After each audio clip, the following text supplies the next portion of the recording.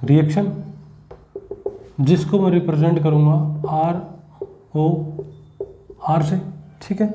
Rate of reaction क्या होगा हमारे पास में, रेट ऑफ रिएक्शन होगा rate of conversion upon volume, ठीक है। रेट ऑफ कन्वर्जन क्या था, रेट ऑफ कन्वर्जन वही बताया था मैंने आपको, रेट ऑफ कन्वर्जन था डी, और हमारे पास में क्या आ जाएगा, accent of reaction upon D T, ये था अपने पास में, ठीक है। अब मैं बात करूँगा नीचे क्या हो जाएगी, वॉल्यूम, और ये जो है ये फाइनली कन्वर्ट हो जाता है किसमें, 1 अपॉन ये क्या है हमारे पास में, stoichiometric coefficient D C upon D T, ठीक है। तो ये हमारे पास में एट लास्ट फॉर्मूला आ जाता है रेट ऑफ रिएक्शन का, ठीक है। क्या है, सी क्या है हमारे पास में, कंसंट्रेशन है, डी टी क्या है, टाइम, स्मॉल टाइम चेंज, और ये क्या है हमारे पास में, स्टोइकोमेट्री, क्या है, स्टोइकोमेट्रिक कोफिशिएंट, ठीक है। अब हम बात करेंगे इसके बाद में, हमने क्या क्या देख लिया है, हमने एक्सटेंट ऑफ रिएक्शन देख लिया है, उससे फिर हमने रेट ऑफ कन्वर्जन निकाल लिया। रेट ऑफ कन्वर्जन हमारे पास में एक्सटेंसिव प्रॉपर्टी थी, क्योंकि वो डिपेंड करती थी अमाउंट पर, क्योंकि उसमें था एक्सटेंट ऑफ रिएक्शन। अब रेट ऑफ रिएक्शन निकाला, ये बेसिकली एक इंटेंसिव प्रॉपर्टी होती है, ये अमाउंट पर डिपेंड नहीं करती है, और हमने फॉर्मूला निकाल लिया है रेट ऑफ रिएक्शन का भी। अब मैं आपको कोई भी एक जनरल रिएक्शन ले लेता हूँ, ठीक है। आप कुछ भी मान के कि ए बी उसकी स्टोइकोमेट्रिक कोफिशिएंट अपने हिसाब से ले लूँगा, और फिर आपको मैं बताऊँगा रेट ऑफ रिएक्शन के बारे में, और उसी में आ जाएगी रेट ऑफ अपीयरेंस, डिसअपीयरेंस, सारा उसी में मैटर आ जाएगा। और फिर आपको उसके बाद में बताया जाएगा कि आप रेट ऑफ रिएक्शन की जगह रेट ऑफ अपीयरेंस और डिसअपीयरेंस को यूज़ करें, मतलब कि rate of appearance and disappearance is more reliable terms than rate of reaction. देखेंगे कैसे।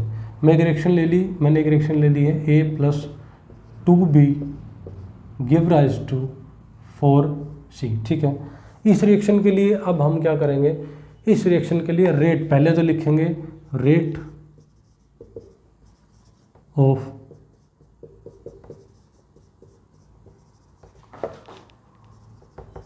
डिसअपीयरेंस ऑफ ए, फिर हम लिखेंगे rate of disappearance of B. देखिएगा कैसे लिखेंगे, मैंने आपको फॉर्मूला रेट ऑफ रिएक्शन का बता दिया था, वो आप दिमाग में पहले ही रखिएगा। Rate of reaction is equal to 1 upon stoichiometry into, अब जब मैं बात करूँगा तो आप डेल का यूज़ कर सकते हैं, मैंने आपको बताया था इंस्टेंटेनियस रेट लें तो आप स्मॉल मतलब डी का यूज़ करें, स्मॉल चेंज है, लेकिन आप डेल्टा का यूज़ करेंगे, डेल्टा ये हमारे पास में क्या जाएगी, कंसंट्रेशन अपॉन डेल्टा टी, ठीक है। इस फार्मूला का आप यूज़ कर लेंगे। रिएक्टेंट के लिए माइनस आता है क्योंकि डिसअपीयरेंस है, प्रोडक्ट के लिए प्लस रहता है, ठीक है। अब हम बात करेंगे रिएक्टेंट के लिए, है ना भाई, ए हमारा रिएक्टेंट है, ये क्या हो रहा होगा, डिसअपीयर हो रहा होगा, कंसंट्रेशन कम हो रही होगी, इसके लिए सबसे पहले माइनस लगा दें, इधर भी आप माइनस लगा दें, कोई दिक्कत नहीं है। देखिएगा ए का स्टोइकोमेट्रिक कोफिशिएंट है 1, कुछ भी नहीं लगाओ 1 लगा देना, सो क्या होगा 1 अपॉन स्टोइकोमेट्रिक कोफिशिएंट 1 होगा ए के लिए, del concentration of A upon del T, ठीक है। अब मैं बी के लिए लिखूँगा तो -1 अपॉन, इसका कोफिशिएंट क्या है 2 है, सो आप 2 लिख देंगे इधर, del concentration of B upon del T, ये आप लिख सकते हैं, ठीक है। इसके बाद अगर मैं बात करूँ आपके पास में, जब भी आप इसके लिए क्या लिखा जाएगा, इसके लिए लिखा जाएगा rate of appearance of C, plus में आएगा, लिखने की कोई ज़रूरत नहीं है प्लस, ठीक है, सबको पता है कि उसके लिए रेट ऑफ अपीयरेंस अब लिख रहे हैं। 1 अपॉन इसका स्टोइकोमेट्रिक कोफिशिएंट हो जाएगा 4, उसके बाद del concentration of C upon del T, ठीक है। ये हो गया rate of disappearance of A, rate of disappearance of B और रेट ऑफ अपीयरेंस ऑफ सी।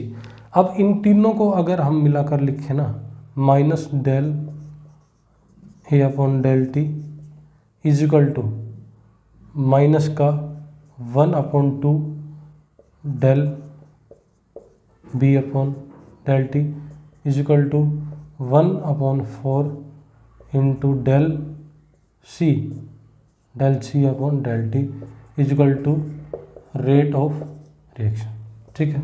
ये हो गया आपका पूरा। अब आप बात करें कि rate of disappearance of A और rate of disappearance of B को अगर हम इक्वल रखें, मैं बात कर रहा हूँ rate of disappearance of A is equal to rate of disappearance of B के बारे में, ठीक है। मैं शॉर्ट फॉर्म में लिख रहा हूँ, ज़्यादा लंबा ना करके। ये क्या आएगा, rate of disappearance of A क्या आया था, -1/1 delta concentration of A by del T. ये बी के लिए क्या आया था, 1/2 माइनस कर देना delta concentration of B by del T, ठीक है। ये दोनों कर दिए हमने, क्या इक्वल कर दिए, और यही दोनों क्या हो जाएंगे, किसके इक्वल हो जाएंगे, रेट ऑफ रिएक्शन के। भाई रेट ऑफ रिएक्शन क्या होती है, डायरेक्टली प्रोपोर्शनल होती है ना कंसंट्रेशन ऑफ रिएक्टेंट स्पीशीज। भाई रिएक्टेंट पर डिपेंड करती है ना, ये बात ध्यान रखना, किसी भी रिएक्शन की रेट जो है वो डिपेंड करती है रिएक्टेंट्स पर, रिएक्टेंट स्पीशीज पर, ठीक है। अब ये आपको मैंने बता दिया है। इसके बाद मैंने आपको बताया था कि किसी भी आप जब भी क्वेश्चन सोल्व करें तो रेट ऑफ रिएक्शन को यूज ना कर rate of appearance and disappearance को यूज कीजिएगा, और वो बताता हूँ क्यों। फॉर एग्जांपल मैंने एक रिएक्शन ले ली है आपके सामने, हाइड्रोजन पेरोक्साइड, ठीक है, लिक्विड है हमारे पास, टूट कर क्या देता है, H2O plus O2, H2O liquid, O2 gas. इस रिएक्शन के लिए अगर मैं रेट ऑफ रिएक्शन लिखूँ तो वो क्या आएगा, रेट ऑफ रिएक्शन सीधा बताया मैंने आपको, रेट ऑफ रिएक्शन हमेशा किस पर डिपेंड करेगा, रिएक्टेंट स्पीशीज पर डिपेंड करेगा। और H2O2 का यहाँ स्टोइकोमेट्रिक कोएफिशिएंट क्या है, 1 है, ठीक है। माइनस तो लिखेंगे ही, भाई माइनस तो लिखेंगे ही क्योंकि इसका डिसअपीयरेंस आएगा ना, डिसअपीयर हो रहा होगा। -1 अपॉन स्टोइकोमेट्रिक कोएफिशिएंट क्या है, 1 डेल कंसंट्रेशन ऑफ किसकी, हाइड्रोजन पेरोक्साइड की, अपॉन डेल टी। ये क्या हो जाएगा, रेट ऑफ रिएक्शन। और मैंने मान लिया है कि रेट ऑफ रिएक्शन इसका है 20 moles per litre per time. ये मैंने मान लिया रेट ऑफ रिएक्शन किसका, इस रिएक्शन का। अब यहाँ पर इस रिएक्शन में सभी का जो स्टोइकोमेट्रिक कोएफिशिएंट है वो 1 है। अगर मैं इसकी स्टोइकोमेट्री बदलूँ, अगर मैं इस रिएक्शन की स्टोइकोमेट्री बदलूँ, 2H2O2 give rise to 2H2O plus 2O2, ठीक है। और ये लिक्विड में हो जाएगा, ये गैस में हो जाएगा, और ये हमारे पास में हो जाएगा। और अगर ये इसको ले लूँ 3, ठीक है, तो ये हमारे पास में कितना हो जाएगा, 6, और ये हमारे पास में लिक्विड में है ही। अब इस रिएक्शन में मैंने क्या किया, एक तो मेरे पास ये रिएक्शन थी फर्स्ट रिएक्शन, अब ये हमारे पास है सेकंड रिएक्शन। मैंने क्या किया, बैलेंसिंग, इसमें क्या था, स्टोइकोमेट्रिक कोएफिशिएंट सबका 1 था। अब मैंने इसको एक अलग तरीके से बैलेंस कर दिया। तो एक ही रिएक्शन को बैलेंस करने के लिए इनफाइनाइट वेज होते हैं, और इसी कारण हर जो रिएक्शन को बैलेंस करने के तरीके इनफाइनाइट है ना, तो infinite he rate of reactions आते हैं। इसलिए रेट ऑफ रिएक्शन को यूज़ ना कर रेट ऑफ अपीयरेंस और डिसअपीयरेंस को यूज़ करना ज़्यादा प्रेफरेबल होगा। और इस रिएक्शन के लिए मैं बात करूँगा, अगर इस रिएक्शन का rate of reaction is equal to क्या होगा, -1/2 of del concentration of H2O2 upon del T. और रेट ऑफ रिएक्शन क्या था, ऊपर 20 था, सो 20, और ये मान के चलिएगा इधर ये जो 2 है ये इधर आके क्या हो जाएगा, मल्टीप्लाई हो जाएगा। तो 20 × 2 is equal to 40 moles per litre per time. तो देखिएगा यहाँ रेट ऑफ रिएक्शन 20 थी, यहाँ रेट ऑफ रिएक्शन क्या होगी है, यहाँ रेट ऑफ रिएक्शन होगी 40। क्यों 40 क्यों होगी, रेट ऑफ रिएक्शन बदल गई ना, क्योंकि हमने बैलेंसिंग अलग तरीके से कर दी है, ठीक है। और आप ये मान के चलिएगा कि रेट ऑफ अपीयरेंस और रेट ऑफ डिसअपीयरेंस आप निकाल भी सकते हैं। देखिएगा रेट ऑफ अपीयरेंस कैसे निकालेंगे, आप रेट ऑफ रिएक्शन का पता करिएगा और मल्टीप्लाई कर दीजिएगा उसके स्टोइकोमेट्रिक कोफिशिएंट से। रेट ऑफ डिसअपीयरेंस भी निकाल सकते हैं, भाई रेट ऑफ रिएक्शन पता हो और उसका स्टोइकोमेट्रिक कोफिशिएंट, इस तरह आप रेट ऑफ अपीयरेंस डिसअपीयरेंस निकाल सकते हैं, ठीक है। और एक बात ध्यान रखना, जो एलिमेंट्री रिएक्शन होगी ना, एलिमेंट्री रिएक्शन, उसका ऑर्डर किसके इक्वल होता है, उसके स्टोइकोमेट्रिक कोफिशिएंट के इक्वल होता है। ऐसा नहीं होता है, मैंने आपको बता दिया था, इसीलिए law of mass action fail हुई थी। पर एलिमेंट्री रिएक्शन में जो उसका ऑर्डर है वो उसकी स्टोइकोमेट्री ही होती है। इसलिए अब हम बेसिकली बात कर लेते हैं। हमने पहले बात नहीं की थी, पहले ये टॉपिक हमने थोड़ा सा छोड़ दिया था रेट लॉ का। किसका? रेट लॉ का। रेट लॉ ने क्या बोला कि किसी भी रिएक्शन का जो रेट है वो प्रोडक्ट होता है किसका? उनके जो रिएक्टेंट्स हैं उनकी कंसंट्रेशन का, और वो जो कंसंट्रेशन टर्म्स हैं, रिएक्टेंट की जो कंसंट्रेशन टर्म है उनके पावर में एक नंबर होगा, और वो नंबर एक्सपेरिमेंटली डिटरमाइंड होगा, ना कि स्टोइकोमेट्री। अभी देखिएगा आप, मैंने कोई भी एक जनरल रिएक्शन ले ली, A plus B give rise to C plus D. ठीक है, अब देखिएगा इस रिएक्शन के लिए रेट लॉ क्या कहती है? रेट ऑफ रिएक्शन मतलब कि इस रिएक्शन की जो रेट है, रिएक्शन की रेट है वो डायरेक्टली प्रोपोर्शनल होगी किसके? कंसंट्रेशन ऑफ ए की पावर ऊपर आ जाएगा P multiply concentration of B की पावर Q।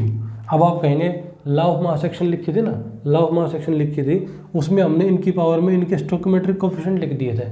लेकिन रेट लॉ क्या कहती है? जो इनके अंदर ये जो पावर में कोई भी नंबर है ये स्टोइकोमेट्री नहीं होती उनकी, ये कुछ ऐसी चीज़ें हैं जो कि रिएक्शन के ऑर्डर को बताती हैं, और ये एक्सपेरिमेंटली जो P है और Q है ये दोनों प्लस होके क्या बताएगा? Order of reaction. और P and Q are experimentally determined होता है। P एंड Q इनके स्टोइकोमेट्रिक कोफिशिएंट नहीं है, ये एक्सपेरिमेंटली डिटरमाइंड होते हैं। ठीक है, आप यहाँ पर कंसंट्रेशन भी लिख सकते हैं सीधा, या फिर जो रेट लॉ ने बोला था वो बेसिकली ये बोला था कि जो रेट है वो क्या होगा? जो रिएक्टेंट है ना हमारे पास में, रिएक्टेंट साइड में जो स्पीशीज है उनके एक्टिव मास का प्रोडक्ट होगी, और उनका जो पावर में नंबर होगा ना कुछ, वो नंबर एक्सपेरिमेंटली डिटरमाइंड होगा, ना कि स्टोइकोमेट्रिक कोफिशिएंट। लेकिन मैंने यहाँ सीधी कंसंट्रेशन ले ली है, इससे जो आप एक्टिव मास भी जैसे कि मैं बात करूँ rate directly proportional to active mass को रिप्रेजेंट कैसे करते हैं? स्मॉल ए से। एक्टिव मास ऑफ ए की power P, active mass of B की पावर Q।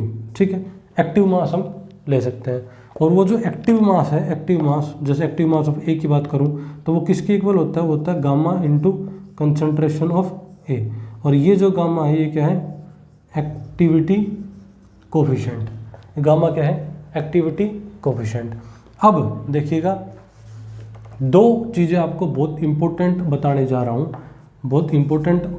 रहा हूँ, ये जो एक्टिविटी कोफिशिएंट, ये जो एक्टिव मास है, ये एक्टिव मास रिप्लेस हो जाता है कुछ कंडीशंस में। क्या होता है देखिएगा, मैं इसको थोड़ा रब कर देता हूँ फिर आपको बता देता हूँ, थोड़ा क्लियरली समझ में आ जाए। देखिएगा क्या बता रहा हूँ, जो एक्टिव मास है वो रिप्लेस हो जाता है। क्या हो जाता है? रिप्लेस किसी चीज़ से तो होगा ही, या तो मोलर कंसंट्रेशन से होगा या फिर पार्शियल प्रेशर से होगा, वो रिप्लेस हो जाता है। इसमें दो कंडीशन आती हैं, एक तो होता है फॉर गैसेस, और एक होता है या तो आपके पास में गैसेस हो या फिर आपके पास में क्या हो? सॉल्वेंट। क्या हो? Solvent. For gases active mass की जगह क्या आ जाता है? या तो आ जाती है मोलर कंसंट्रेशन, ठीक है, जो कि आप ऐसे रिप्रेजेंट करते हैं, या फिर आ जाता है partial pressure.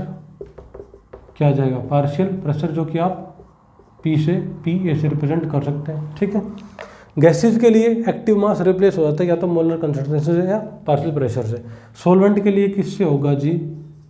Molar concentration only molar concentration से रिप्लेस होगा एक्टिव मास। और एक बात मैं आपको और बता देता हूँ फॉर योर काइंड नॉलेज, देखो प्योर लिक्विड के लिए, सॉलिड के लिए और प्योर सॉल्वेंट के लिए, इन तीनों कंडीशंस में एक्टिव मास जो है वो इंडिपेंडेंट हो जाता है अमाउंट के। क्या हो जाता है? इंडिपेंडेंट हो जाता है अमाउंट के, और वो मर्ज हो जाता है प्रोपोर्शनलिटी कांस्टेंट के साथ। ठीक है, क्या बताया? प्योर लिक्विड, सॉलिड और प्योर सॉल्वेंट के लिए जो आपका एक्टिव मास है वो इंडिपेंडेंट हो जाता है अमाउंट के, और वो जो आपका प्रोपोर्शनलिटी कांस्टेंट है ना उसके साथ क्या हो जाता है? मर्ज। सो ये दो कंडीशंस थी जो कि बहुत इंपॉर्टेंट थी। अब इसके बाद में हम जो बात करेंगे वो हमारा ये होगा कि जो आपका रेट कांस्टेंट है, सबसे पहले तो आप ये देख लीजिएगा कि एट फाइनल रेट का मैंने आपको फॉर्मूला बता दिया था, और रेट लॉ ने रेट क्या बताया? Rate is directly proportional to concentration of A into concentration of B. भाई कोई भी रिएक्शन ली थी ना मैंने, A plus B give rise to C plus D, इसका स्टोइकोमेट्रिक कोएफिशिएंट डी, इसका सी, इसका स्मॉल बी, इसका स्मॉल ए। ठीक है, ये रेट लॉ बता दिया था, directly proportional to concentration of A raise to power their experiment determined P और क्यू। पी और क्यू क्या बताएंगे? रिएक्शन का ऑर्डर बताएंगे। और एक बात ध्यान रखना, जो रिएक्शन का ऑर्डर है वो बताएगा कौन? पी प्लस क्यू का सम।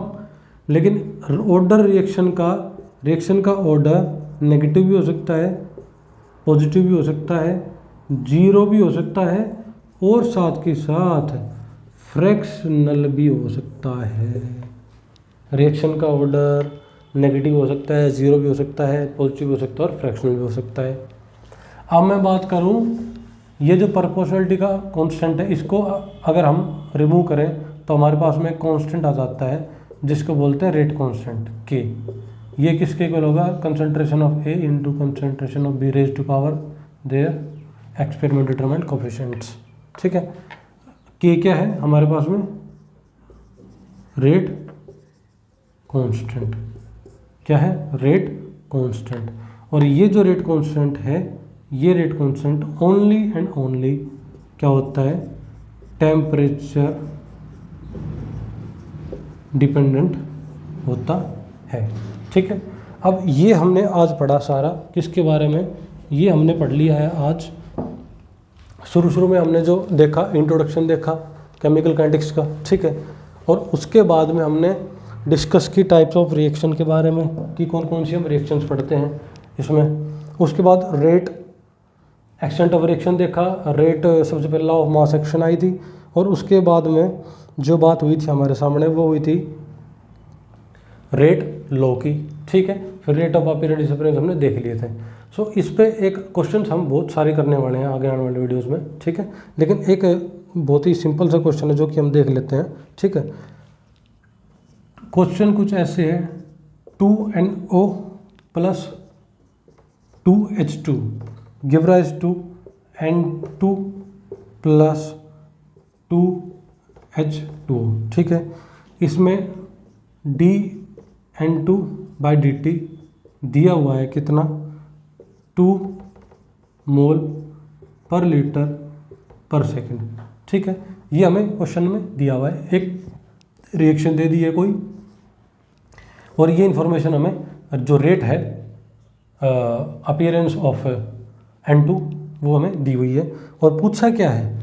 पूछा है rate of disappearance of NO, and पूछी है इस रिएक्शन की रेट। ये दो चीज़ें हमारे से पूछी है। देखिएगा अब इनको हम कैसे करेंगे। देखो, अब इस क्वेश्चन को सोल्व करने के लिए सबसे पहले हमें क्या करना पड़ेगा? पहले तो ये रिएक्शन देख ली हमने, ये बैलेंस्ड इक्वेशन हमें पहले से क्वेश्चन में दी हुई है। रेट जो है अपीयरेंस ऑफ N2 ये दिया हुआ है 2 मोल पर लीटर पर second. Rate of disappearance of NO निकलवाया है और रेट ऑफ रिएक्शन निकलवाई है। सो सबसे पहले हम ऐसे जो भी हमारे पास क्वेश्चन होंगे उसके लिए हम सबसे पहले इस रिएक्शन के लिए क्या लिख लेते हैं? हम सारा हर एक के लिए रेट ऑफ अपीयरेंस और डिसअपीयरेंस लिख लेते हैं। सबसे पहले अगर rate of disappearance of NO अगर हम लिखना चाहेंगे तो वो कुछ हमारे पास ऐसे देखने को मिलेगा। आप यहाँ पर क्वेश्चन में आपको स्मॉल चेंज मतलब इंस्टेंटेनियस दी हुई है, तो आप डी से ही रिप्रेजेंट कर लें, काफ़ी अच्छा होगा आपके लिए। D of N O upon D T is equal to minus 1/2 D of H2/dt is equal to, इसके लिए रेट ऑफ अपीयरेंस लिखेंगे प्लस 1 अपॉन स्टोइकोमेट्रिक कोएफिशिएंट 1 है, D of N2/dt is equal to plus 1/2 D of concentration of water upon dt is equal to rate of reaction. ठीक है, ये सारा किसके equal है जी, ये सारा किसके इक्वल है जी, ये हमारे पास है rate of disappearance of NO, rate of disappearance of H2, rate of appearance of N2, rate of appearance of H2O, और हमारे पास इसकी वैल्यू दी हुई है किसमें, क्वेश्चन में क्या दी हुई है, 2 मोल लीटर इनवर्स और सेकंड इनवर्स। ठीक है, अब निकलवाया क्या था, हमारे से निकलवाया था rate of disappearance of NO। सो क्या कीजिए, यहाँ से इसको और यहाँ से इसको निकाल लीजिएगा, क्या होगा -1/2 डी ऑफ NO/dt। ठीक है, इज इक्वल टू, ये तो हमसे निकलवाया है। ठीक है, और ये जो था dN2/dt, ये क्या आया था हमारा, ये आया था 2। ठीक है, सो ये था इक्वल 2 के। तो अब मैं बात करूँ, हमारे पास में जो rate of disappearance of NO है, rate of disappearance of NO है जो कि निकलवाया है, वो क्या होगा, ये जो 2 है ये इधर चल जाएगा। सो क्या हो जाएगा 4 मोल litre inverse second inverse. Rate of disappearance of NO क्या आया, 4 मोल लीटर इनवर्स सेकंड इनवर्स। क्यों, क्योंकि जो रेट ऑफ हमारे पास में ये था rate of appearance of N2 था, वो क्या दिया हुआ था 2 मोल पर लीटर इनवर्स, वो मैंने लिखा ही नहीं, वो हमारा इधर 2 आ गया। ये हमारे पास rate of disappearance of NO था, यहाँ से 2 जो स्टोइकोमेट्रिक कोएफिशिएंट है वो राइट हैंड में के साथ मल्टीप्लाई हुआ, आंसर आ गया 4। और अब पूछेंगे रेट ऑफ रिएक्शन क्या है, रेट ऑफ रिएक्शन क्या होगी। सो रेट ऑफ रिएक्शन जो है वो किसके बराबर है, इसमें साफ साफ पता चल रहा है, rate of appearance of N2 के, और वो क्या है 2 mole litre inverse second inverse. So ये था क्वेश्चन, ये क्वेश्चन हमने एक देख लिया है जो आज हमने पढ़ा है, और भी क्वेश्चंस जो अलग अलग प्रीवियस ईयर में आए हैं फर्दर वीडियोस हम देखेंगे। So it is all about chemical kinetics. हमने आज क्या क्या कवर कर लिया है, इंट्रो देख लिया है, उसके बाद में हमने टाइप ऑफ रिएक्शन देखी थी, 2 टाइप रिएक्शन थी, एलिमेंट्री एंड कॉम्प्लेक्स। उसके बाद में हमने रेट के फॉर्मूला देखे थे, और एक बहुत ही अच्छा कॉन्सेप्ट, थोड़ा एडवांस कॉन्सेप्ट पढ़ा था, वो था एक्सटेंट ऑफ रिएक्शन, उससे रेट निकाली। ठीक है, और उसके बाद हमने लॉ ऑफ मास एक्शन देखी है, रेट लॉ देखी है। ठीक है, और उसके बाद में हमने कुछ एक क्वेश्चन देख लिया है। ठीक है, अब मैं आपको एक इम्पोर्टेंट जो बात है वो बता देता हूँ, किसके बारे में, रेट की यूनिट आपने देख ली थी, मैंने तभी बता दिया था आपको,